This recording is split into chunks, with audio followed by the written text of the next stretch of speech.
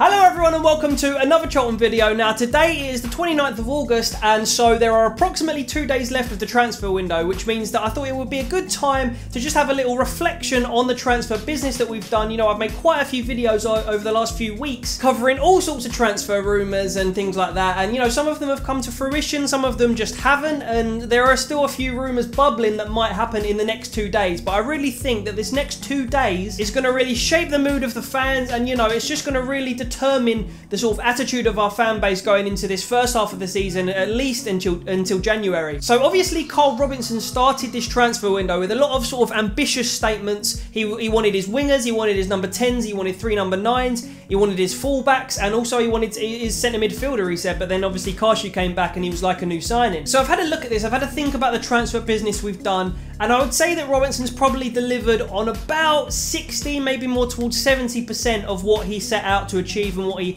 promised, and I use that term lightly. So effectively he got his midfielder with Kashi, he got his 2 number 10s in Reeves and in Clark, he got his wingers in Marshall and Fosu, and still he's looking to bring in one more winger because the wingers are a really good part of his game. And he also got his left back in, albeit on loan, and his keeper, albeit on loan as well, in Jada Silva and Declan Rudd. And again, there's still more to be done. So that's on the positive side. He's got his targets. They were quite shrewd deals. We haven't put a lot of money out there, even though we've earned a lot of money. But we have done good business. You know, we've snapped up players that are on the end of their contracts that wanted to go on to bigger things, and they saw Charlton as a bigger thing. So all the players we've brought in have been really promising, good players. And obviously, like with the performances of Fosu, Clark, Amos lately, etc., and De Silva, of course, as well, it looks like the business that we've done has been very good business. Now, what he's also done is shipped a lot of the network players out that were, you know, either on big wages or that didn't really want to play for Charlton, or like whether it's on loan or whether it's permanent deals. Vetekele on loan, a Jose who didn't quite want to be with us on loan, Ceballos, Texera permanently, and probably some more are missing out. But he's done a good job with shifting those players that aren't Charlton players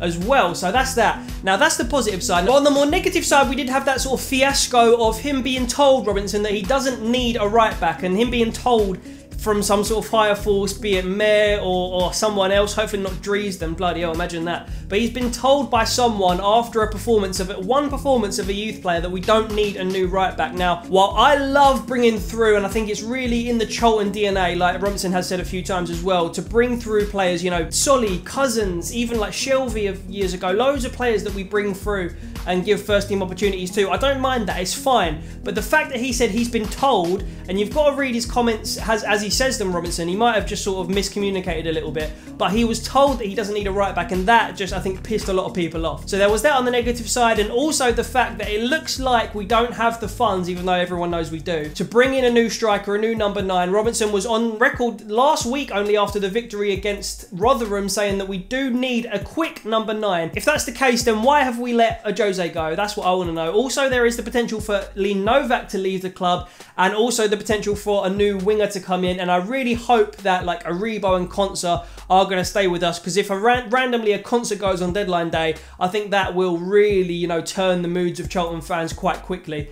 Even though obviously it's easy to be happy when you've had a couple of wins in the league and you're sitting 4th and everything like that. So we can't sort of look into that too much, because it's only been four games in the league, which is not a lot, and you know, it can quickly turn on its head. So I still think that we just need to shape our squad and do everything we can to shape our squad in the remaining time that we've got, and that's why I think that the next couple of days are really going to shape the mood of Charlton fans. So as far as the striker goes, there are a couple of situations that we could potentially see. Obviously, you've got Hackett Fairchild coming through. Umaraj just gone on loan today. That was confirmed. You've got a Hearn Grant who's been playing more of a wing role lately, but you know, I've seen him down the valley. He really looks like a big physical lad who could maybe do a job similar to McGinnis. He's very fast as well up front, but he just needs to find his shooting boots for us in the league. I just spat. Very lovely. Thanks for subscribing. Basically, Novak is a player that may or may not go. I would hope that I think the ideal scenario is for obviously McGinnis to stay, sign a new contract, for Novak to stay, even though a lot of players don't, a lot of fans and whoever else doesn't really rate him,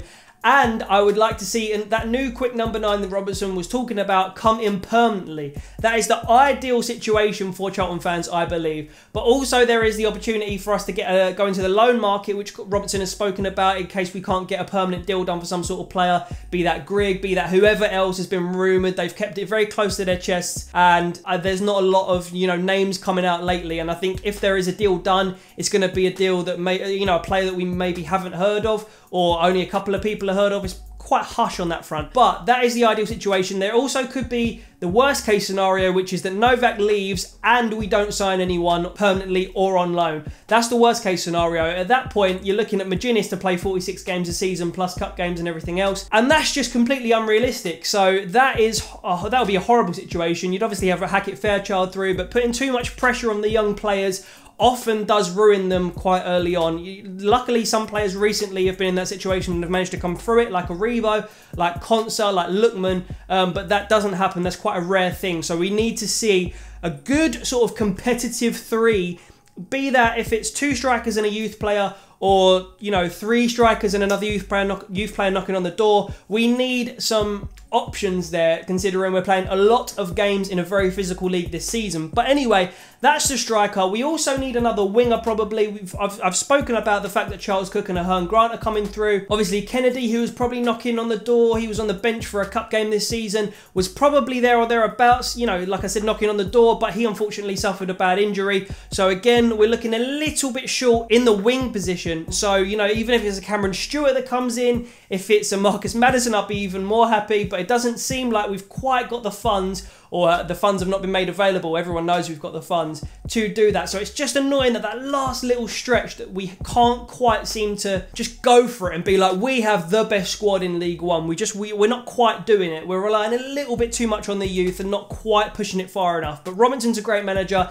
He's put together a great squad. We're in a much better position than last season. So that's that on the transfer front. And obviously also there has been the thing that Robinson has openly spoken about, whereby he would make Dylan Phillips available to maybe a League 2 squad or a conference squad or something like that on the loan market, obviously, and then he would bring in a more experienced keeper. Martin is no longer training with us, that's confirmed, but we do want to bring an experienced keeper in on a permanent basis, which is a good thing that we want to happen. Whether we can get it done is another question. We've only got 2 days left of the transfer market, and so it's only a limited amount of time to get our business done, which does frustrate me in the sense that why have we let a Jose go and now Novak may go, and we're looking at 1 striker in the club? Why would we let Vettelkelly, a Jose and Watt leave if we didn't have someone in the pipeline and we didn't have the funds available? We need to just spend $1 million. I've said it before and I'll say it again. We need to just spend $1 million on Will Grigg or whoever it may be, because to get outpriced of a player for Charlton isn't really good enough, and we all know that as fans, let's be honest. But anyway, make sure you leave your comments down below on what you think of our transfer business and the transfer business we still need to do this transfer window.